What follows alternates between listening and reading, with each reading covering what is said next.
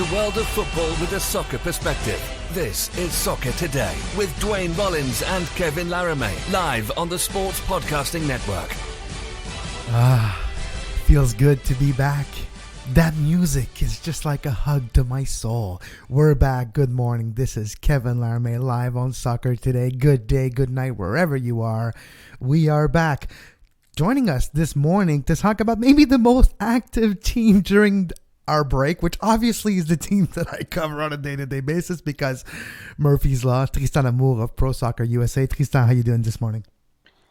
Doing well yourself. Good return. Happy to be back and happy to see you guys back.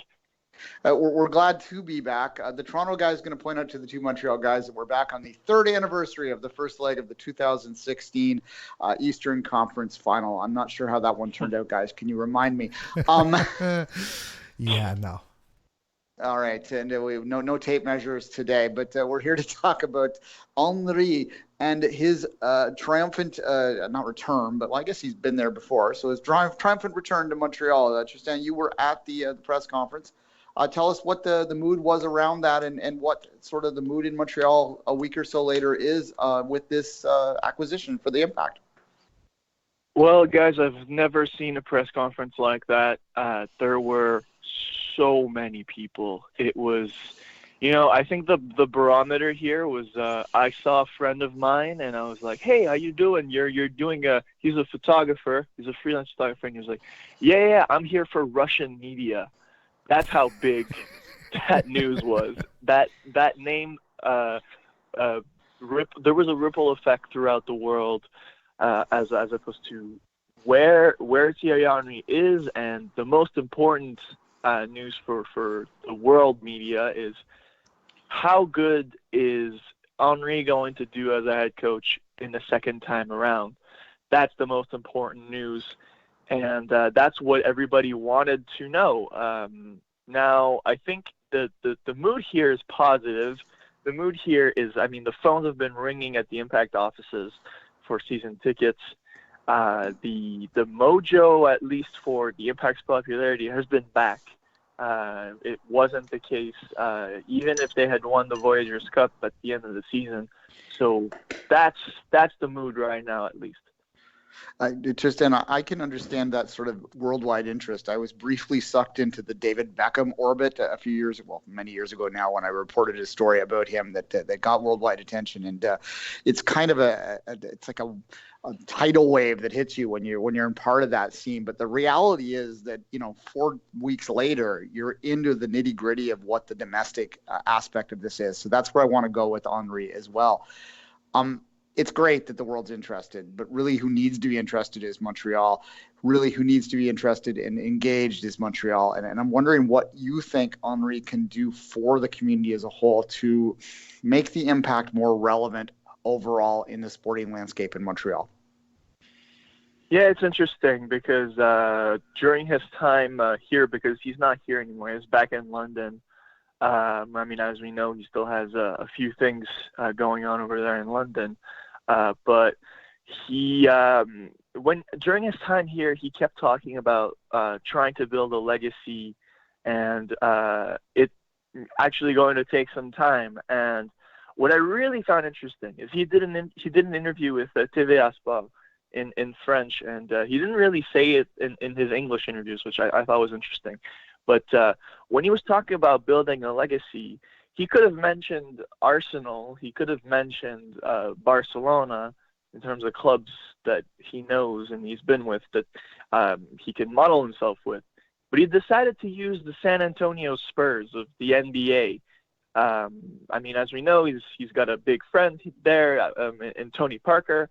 And he said, when you're going at the San Antonio Spurs and you're becoming a Spurs player, you become a Spurs player. And when you leave the Spurs, then is where you kind of find out where the flaws are. You want to model yourself with the Spurs, and this is the legacy that they have over in San Antonio.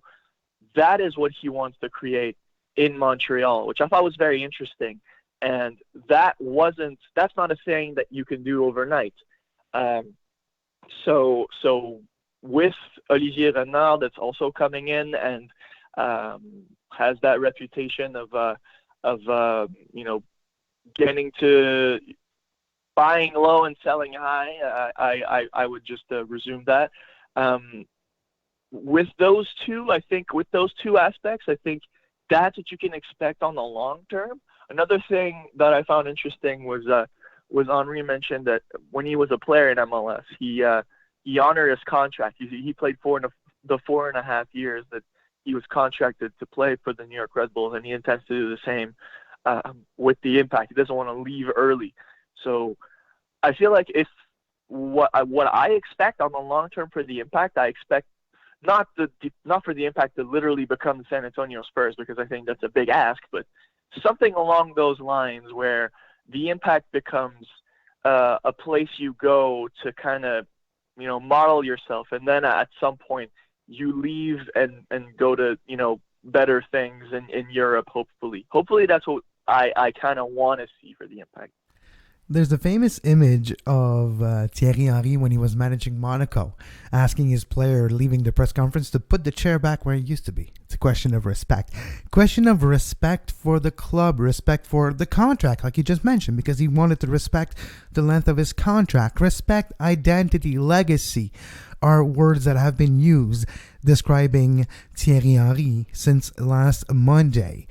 What do you think is going to be the biggest attraction for players coming in? Because Montreal Impact is having a very busy last couple of days.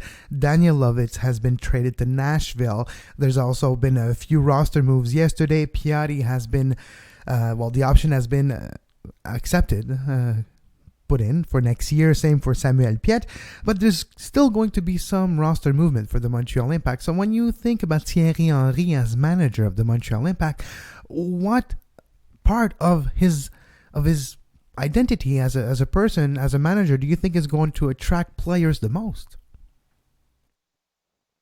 That's interesting, because you think that what would attract the most is his name, because we can sit here and talk for hours about what he's going to do tactically. We don't really know, because he's only been a head coach for 3 months. So, and the environment in which he was a head coach over in Monaco were not great. He was forced to play a bunch of U17 players. There was a lot of injuries. He changed his formation a lot. Is that something that we're going to see in Montreal? I can't tell you that. I can't tell you guys for sure, because I simply don't know. He's back in London. He's been a head coach at Montreal for literally a week.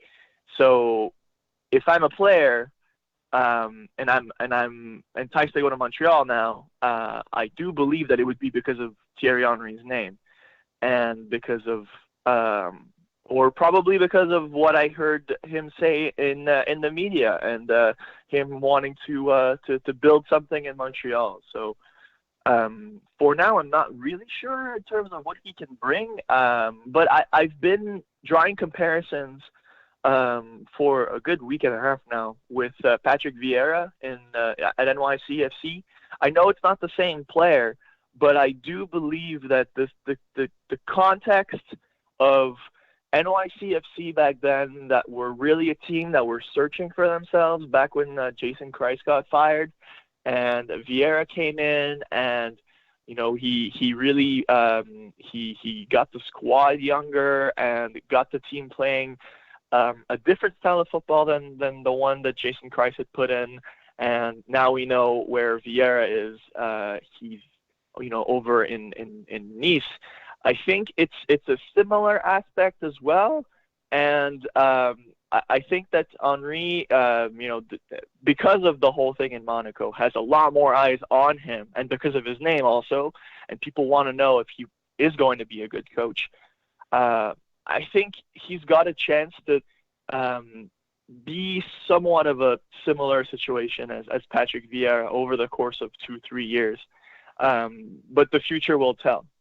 It'll be fascinating to see Thierry Henry and how he manages the squad when he comes back to Montreal in a few months. But you know who's in Montreal right now? That's Olivier Renard and Vassili Krumanzidis, who whom have been really busy over the last few days. Tristan, we're looking at Daniel Lovitz traded to Nashville for Gam and Tam and great money to be able to do more during the future. Also, Victor Cabrera traded to Houston for Romel Kyoto.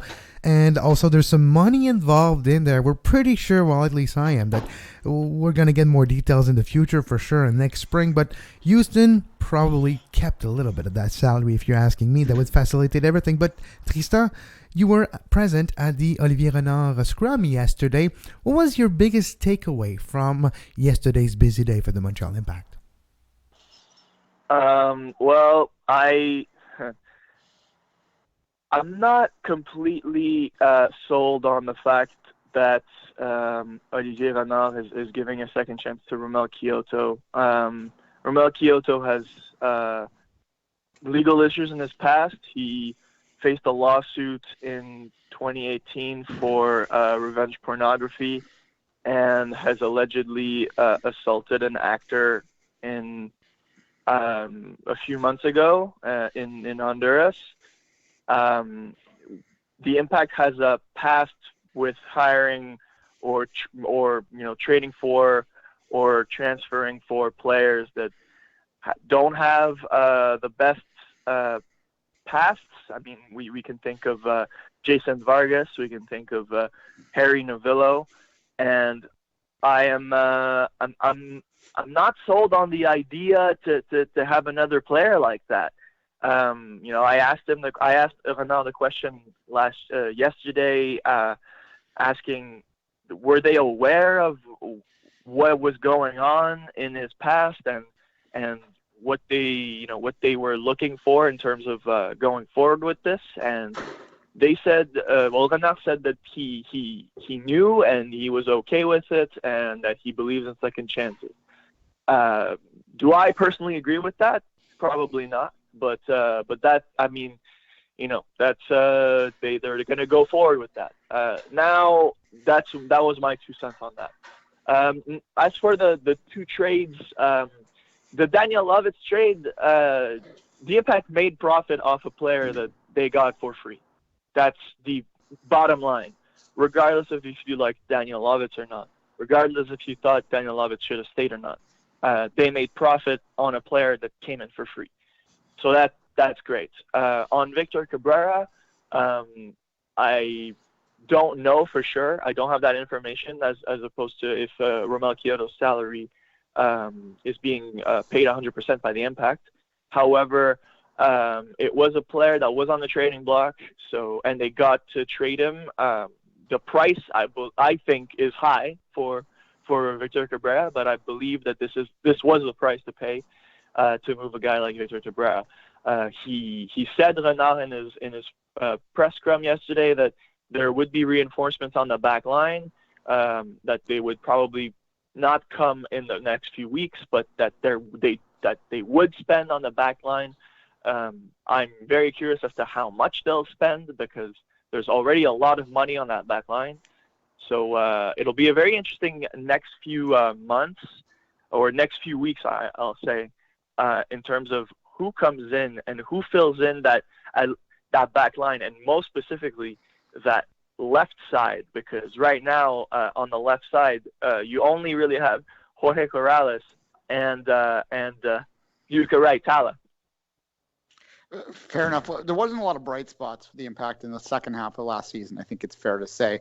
One that was a fairly bright spot was the loan of Lassi Lappalainen, who now looks like he's going back to Bologna. I'm wondering just on whether, A, you think that's correct, that he is going back to Italy, and B, whether the Bologna loan situations, which seem to be a constant in the Impact, are actually a positive or a negative for the team at this point. Well, here's what we know. He is going back to Italy, but he's going back for a training stint. That is the extent. Renard told us that the off-season, he believes the off-season is enormous in MLS, and he is going back for a training stint. Now, the Impact have announced yesterday that there were initially 2 options on his loan deal. One was to extend the loan from, essentially from now to June 30th. so the start of the summer transfer window in Europe, and the second one would be to extend it all the way to the end of 2020. Now, the first of those options have been exercised. So Lassi Lappalainen will be an Impact player from now until June. So he got injured as well, playing for the national team, Lassi Lappalainen. So that's why he's in Bologna. He's in Bologna to have all of the stuff taken care of, and he's also going to be training. I believe James Pentemis is also in Bologna as well to do a training stint. So that is the extent. Lassi Lappalainen will be back at the Impact for training camp. All right, fair enough. In terms of the rest of the roster build, do you foresee that Henry is looking at this as a longer build, that next year will be a transition year, or do you feel that the Impact feel that they have enough pieces in place, particularly if Piatti does in fact come back, that they may be able to, just with some tweaks here and there and a little bit more inspiration from the gaffer, go and challenge again for the top of the Eastern Conference? It's an interesting question. Because on one end, you have a team that visibly is transitioning. I mean, we just noticed from the two trades that just happened. But at the same time, there's the Champions League coming in February. So I feel like this season is going to be a really two-tone type of season where I feel like they're going to do as much as they can to try and be competitive, but at the same time being realistic in the sense that the whole front office is new, and that for now the expectations will seemingly only be to make the playoffs, and that first half of the season will be a transition, because at the end of the day we're also having a head coach in Montreal that's not a very experienced one, so there's going to be some growing pains. For when Henry came to Montreal last week, he was or at the start of the week, he was telling us that the real thing was learning about when you fall, learning how to get back up. But it doesn't mean that because he fell in Monaco that he'll start running in Montreal. There will be some growing pains. I expect them to be some growing pains. Now, is that going to cost the Impact the Champions League? That's a good question. It's that the roster is still very much not bare bones, but we don't know what the final roster is going to be for now. There's still a bunch of players that are negotiating with the club. There's still some loan players, some young loan players. I'm talking about Balutabla, Zachary Broguillard, that are still in discussions to be back. If a guy like Broguillard comes back and slots in at right back, this team could look much better than what they look like right now. So it's still a very incomplete answer that I have for you, unfortunately. Tristan Amours of ProSoccerUSA. Tristan, it's always fascinating to follow the Impact. And if there's one thing it's not, it's never boring. Following the Impact is never boring. No, it really isn't. It's you want some drama, you like Days of Our Lives and something along those lines, follow the Montreal Impact. And follow Tristan Amours on social media at Tristan Amours, and follow his work on ProSoccerUSA.com. Thank you very much, Tristan, and hope to talk to you again soon. Thank you, guys, and welcome back. And we're back, and we'll be right back after this short break.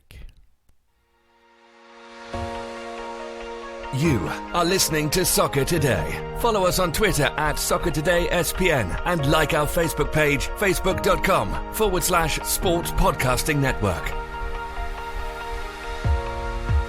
You can find the podcast version of all the shows we do on iTunes, Apple Podcast, Google Play Store, TuneIn Radio, iHeartRadio, and anywhere you get your podcast.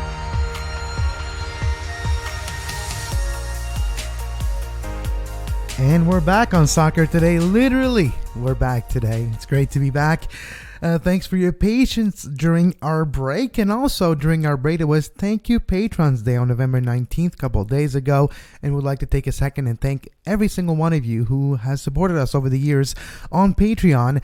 And to celebrate our brand new tier system, which you can see on your screen right now, the Sports Podcast Network is diversifying in multiple tiers now on our Patreon. You have the Two Solitudes tier for $2. That will never change. Two Solitudes Soccer Podcast for $2. Where it gets more interesting is SPN Extra and SPN Docs. SPN Extra, $5 a month, will give you access to 3 extra bonus podcasts per week and also more content on our Patreon page. And if you join the $5 tier right now, all the way to December 6th, you have for 6 months our documentary tier, which will start with one brand new documentary every 2 months. The first one by Christmas Duane, and we're really happy to announce that our first topic will be the 2000 Gold Cup. Yes, the biggest moment to this date of Canadian soccer history. Fair enough. And if you're familiar with, we have done a couple documentaries in the past, particularly we did one on the final game in the NASL history, 1.0. So the original league in the 70s that ended in 1984. The very final game, not a lot of people know, was held in Toronto's Varsity Stadium. So we interviewed people that were there and people that were involved in the game. And I think it's a really worthwhile thing. Maybe, Kevin, we can find that somewhere in the archives and repost it in the days ahead so people can get a taste of what those documentaries are. By the end of the afternoon, it'll be available for everyone to listen to. And that's an example of what Duane and I and all our collaborators can do. And our first documentary will be before Christmas on the SPN Docs tier, $10 a month. But if you join the $5 tiers for 2 weeks only, all the way to December 6th, special offer on our Patreon page, which you can find at patreon.com/sportspodcastnetwork, you get 6 months of the documentary tier included with your $5 a month pledge. With that $5 a month, you help support the cost of this network, the cost of the employees and all of us who work here at the Sports Podcast Network. And with your contributions, you become a VIP. So become a VIP, a very important patron, on our Patreon page, patreon.com/sportspodcastingnetwork. Duane, yesterday it was all a good day, and then a tweet that we're not expecting, and then a couple of hours later, it was official. Chicago Fire is no more. The Chicago Fire Football Club is now a thing. Yeah, we knew that they were going to do something. We didn't know whether it was going to be a full rebrand or whether they were going to tweak. They apparently went the tweak route. And there was a new logo attached to it too. I had seen the logo. It got leaked on Reddit the day before. So there was a lot of people when they first saw it that were like hopeful that maybe it was, a false leak. I thought it was. I was like, yeah, that can't be the real thing. This looks like RSL and the Vancouver Whitecaps had a design children. It does look a lot like it's RSL's colors with the impacts, the Whitecaps, that reverse mountain thing that they do, which it's a bit derivative, we'll say. It on its surface, look, I mean, I'm always careful with this. I am not a graphic designer, so when I am criticizing professional graphic design work, it's kind of that's where I'm coming from. But my eye, as a consumer, nothing jumps out that makes me go, wow, that's an amazing design when I see it. It seems very generic, very derivative, as we just said. Now, beyond that, we're now learning that there are other problems to this thing, most notably that there's a very infamous gang in the south of Chicago called the Latin Kings, which have these colors and use the crown imagery. And basically what people were saying last night on social media is that there are certain parts of the city which unfortunately you wouldn't even be able to wear this logo because it might be mistaken for gang colors. And that's something that really at a basic level, if you are launching a logo and colors, you should really understand about the city you operate in. That's kind of a big faux pas. Like, you don't want any of your fans to be shot because they were wearing your colors in the wrong part of town. Yeah, and look, I don't want to get too deep into that other than we've heard stuff like the LA Kings years ago had to change their colors when they were all black and silver period. Gretzky when he first moved over, that eventually got incorporated into so much street culture, we'll call it, that they had to change it. So, I mean, this is something that sports teams and the Raiders for sure have to deal with this as well, have in the past. And look, there's a lot of stuff that's much more serious than sports here, but But when it's, you're talking about a rebrand, it seems tone deaf to me. And as someone pointed out, like, this is what happens when you get a bunch of, and I don't want to get political when I say this, but it's true. If you have groupthink happening in a room and you don't have diversity in that room, that makes you blind to certain things like this, right? If you were a Latin speaking person from Chicago, and there are a lot of them, you would understand the faux pas that they made, and you would have said, whoa, I got an issue here. And as soon as they heard that in that boardroom, I'm sure they'd go, oh yeah, no, we don't want that. Now they're going to have to figure this out, right?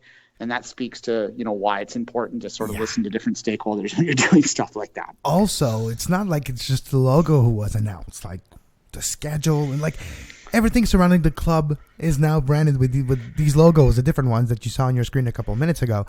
And this, like, gear is already sold. Right? There's already T-shirts, hoodies, and phone cases sold on ChicagoFireFC.com, I guess. And it's already like, it's going to cost a lot of money to rebrand and redo everything if that's the route they decide to take. We'll see how that changes. But before we say goodbye for today, just a couple notes. We'll obviously touch on the New York Red Bulls. Next Tuesday, Michael Lewis will be joining us on Soccer Today to talk about the departure of Bradley Wright Phillips, of Luis Robles, and the new direction that the Red Bulls seems to be taking for 2020. We'll obviously talk about a lot more news in Major League Soccer. There was a ton of news in the last few days, and 30 minutes is not enough to go through it all. But Duane, quickly, Claudio Reyna, like, it almost didn't really make a lot of headlines, which it did, but there was so many roster news yesterday. Claudio Reyna stepped down of his role with NYCFC to take the sporting director role with Austin FC, building a second franchise for him in Major League Soccer. I guess his experience with the expansion team of NYCFC in 2015 will come in handy in Austin for 2020. Yeah, look, whenever we've talked about Austin so far, it's very much been associated with, PSV and sort of the bad feelings around Save the Crew. But when you look at what they're doing there from a purely, like, take a step back and just look at it purely objectively, it's actually pretty impressive, some of the stuff they've done, because I think they recognize that they're a small market and that they're going to need to get the development side of things right. They're going to need to get the technical side right, because they're not going to launch as an Atlanta. They're going to launch as a Minnesota. And I love how these are now, descriptors that we all understand, but that's how they're going to have to do this, because and they're making the right moves. Now, we still have, most of us that observe this league have issues and concerns with the ownership, but if he's happy there and he's staying out of the way there, and they're doing stuff on the academy side, they're bringing in guys like Reyna, who has experience with this, is well respected within American soccer circles, obviously has huge contacts in Europe, played for City, worked for City Football Group for years till a couple weeks ago, so those contacts don't go away overnight, right? So this is a decent, not just more than a decent, it's a good move. It's a better move than what we're seeing, for the expansion teams are starting next year. So I actually do think it. One in particular who just still doesn't have a coach. Well, apparently they found their coach. We'll see if Gallardo actually come to fruition for Miami. Yeah, we'll see. Miami. Look, I've been looking to try and find. Speaking of next week, where we have a Nashville guest for Monday, we're going to be talking to Drake Hills. Oh, finally booked. It's fine. I thought it was Drake. You got to get Drake on the show. Like, oh man, this is good for the ratings. Oh, Drake Hill, great. I love you, Drake Hill. I love you too. Of course, I love you too. Nashville's amazing. Yeah, we're gonna big 72-point font. We booked Drake and then 10-point font Hills. Sorry, Drake Hill. Well, actually, it's a funny joke. That's why we sent it. But we're actually looking forward to talk about Nashville on Monday. Yeah, exactly. So that should be fun. And look, the rest of the rosters, we'll have lots of time to dig into TFC and Bradley and all that sort of stuff. Read my Twitter feed if you want my thoughts on that initially. It's fine. But for today, it's been a long time off. We couldn't get into everything over the days, but I think what you're going to see in the days ahead now that we are able to be more reactive to stuff. We obviously don't want to be reactive in a general sense, but if there's something that happens, we can react to it is what I mean. Almost instantly. So you'll see a lot more material in the days ahead. Kevin has a lot more time to make things, more professional and even more professional, I should say, and sharp and all that sort of good stuff We'll have a lot more sports, I think, in the days ahead coming on to actually make SPN the sports podcasting network, which is what it's called, as opposed to the soccer podcasting network, which is what it's been. So yes, lots of fun stuff in the days ahead, and we'll dig into the off-season moves starting on Monday when we talk to Drake. We're going to start from the top, and then we're going to go wherever. Okay, I'm done with my Drake references now. And we'll go from there. And we're here all week, folks. Starting next week, we're here all weeks for sure. You can follow Duane on social media at 24th Minute, myself at Kev Laramee, and this show at Soccer Today SPN live Monday to Friday, 11 a.m. Eastern Time, 8 a.m. Pacific. Podcasts available everywhere you get your podcasts. Become a VIP. $2, $5, or $10 a month. Two Solid Soccer Podcast, the next edition, probably recorded in the next couple days, talking about the USA versus Canada, Canada's defeat, and Canada's probable exclusion of the Hex. We'll see if friendlies are going to be needed for Canada to join the Elite Group of 6 in CONCACAF. $5 a month will give you access to 3 bonus podcast shows, 5 Rings Extra, where Duane and I will start to take a look at Montreal 1976, event by event. Look at what we can see from the past that we might see in the future, and maybe it started all in Montreal in 1976, and more SPN Extra shows will be available starting on Monday. And before Christmas, the first documentary, which will be available for $10, is, of course, our look at the 2000 Gold Cup won by Canada, the biggest trophy ever won by the Canadian men's national team, and that will be available before Christmas. And if you sign right now and all the way to December 6th for the $5 tier, you get the SPN Doc tier for free for 6 months. That's our special offer, and you can find it now at patreon.com/sports podcast network. For Duane Rollins, I'm Kevin Laramee, and until Monday, we wish you a great soccer. You can find the podcast version of all the shows we do on iTunes, Apple Podcast, Google Play Store, TuneIn Radio, iHeartRadio, and anywhere you get your podcast.